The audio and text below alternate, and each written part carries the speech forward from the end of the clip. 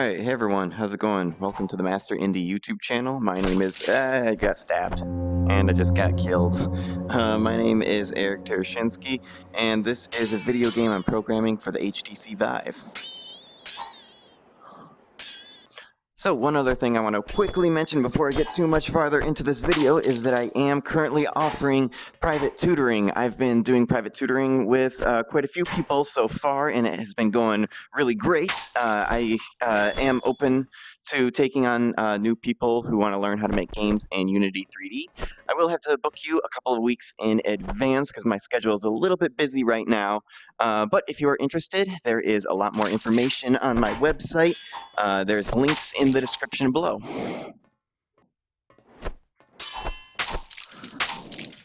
He went flying. Whoa. It's really hard to talk about this game while playing it at the same time.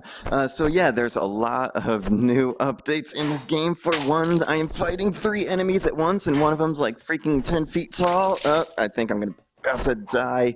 Let's see how much longer I can last. And then not to mention that there is a whole new environment. And also another really big update is that the physics of how these guys behave when you hit them with their sword behaves a lot differently now, and it makes a huge difference with the gameplay. Oh my gosh, this game is so hard. I can't talk about this game while I'm playing it, and it's this intense.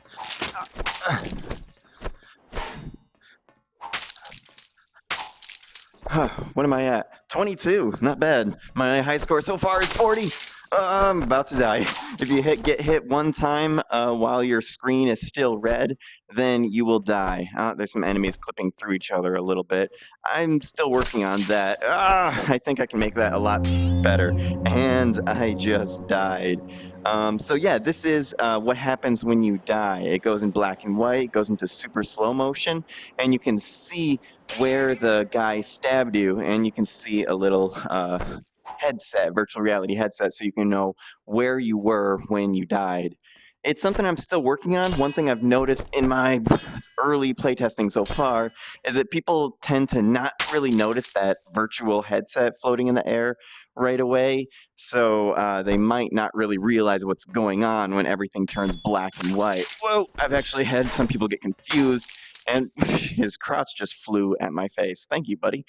A couple of players didn't quite realize that that meant that they had died. So I'm going to have to figure out something that's going to kind of clue players in to, hey, you are dead and you're basically a ghost right now and you're staring at the battle scene seconds before you died, or the second that you died, so you can see exactly what happened when you died. So yeah, why don't I go ahead and talk about one of the other major updates, and that is with the actual NPCs themselves. As you can see, when I hit his shield or his sword or his sword actually move in the direction that I hit it. So if I hit his shield, or I can just accidentally kill him, or I can stab him when he's dead. But yeah, if I hit his shield out, you can see how I can like manipulate. It's kind of hard to actually play this game and show the very tiny details at the same time. I can manipulate which way his shield goes. Whoop. So if I hit, oh man, he totally just killed me.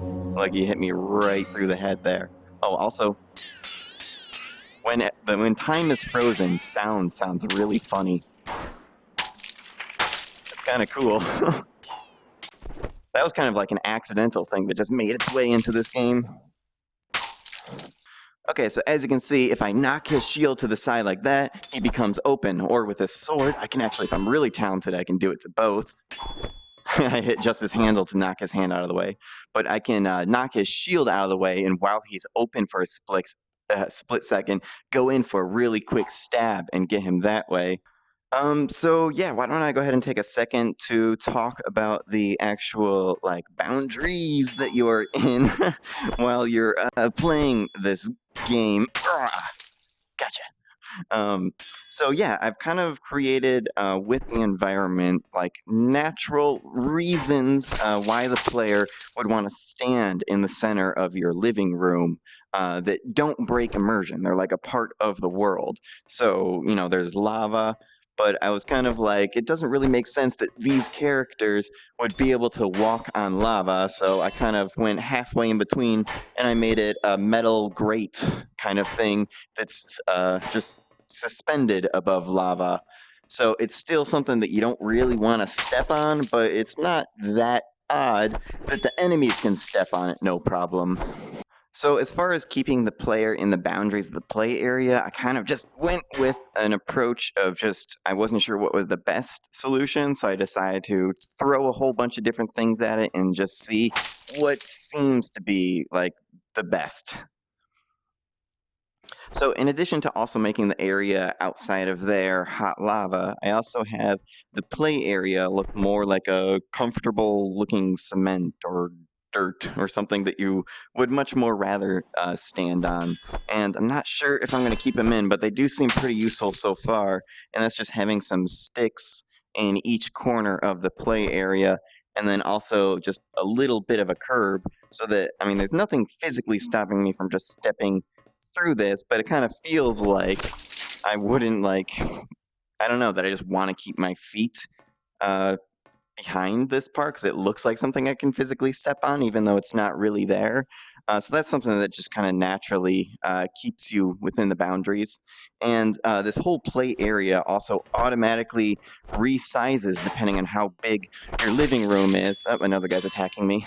So it automatically resizes depending on how big your living room is. So if you have more space, it'll give you a bigger platform to fight on.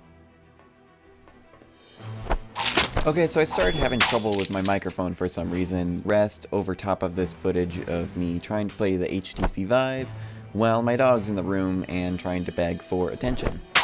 So yeah, one other thing I want to talk about with this video game is the fact that the performance optimization is really good so far. I've had to make the performance optimization really good because I'm developing on a 660 Ti graphics card, which is way under spec for VR games.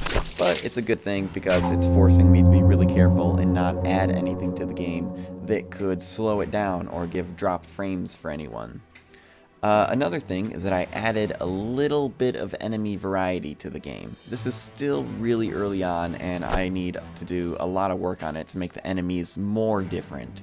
But so far they just look different, they're a little bit different color, and their size is different. And it doesn't seem like much just when you're watching a video of this, but when you're wearing the HTC Vive, it's really intimidating how tall these enemies are. I mean, they really tower over you, and they feel huge.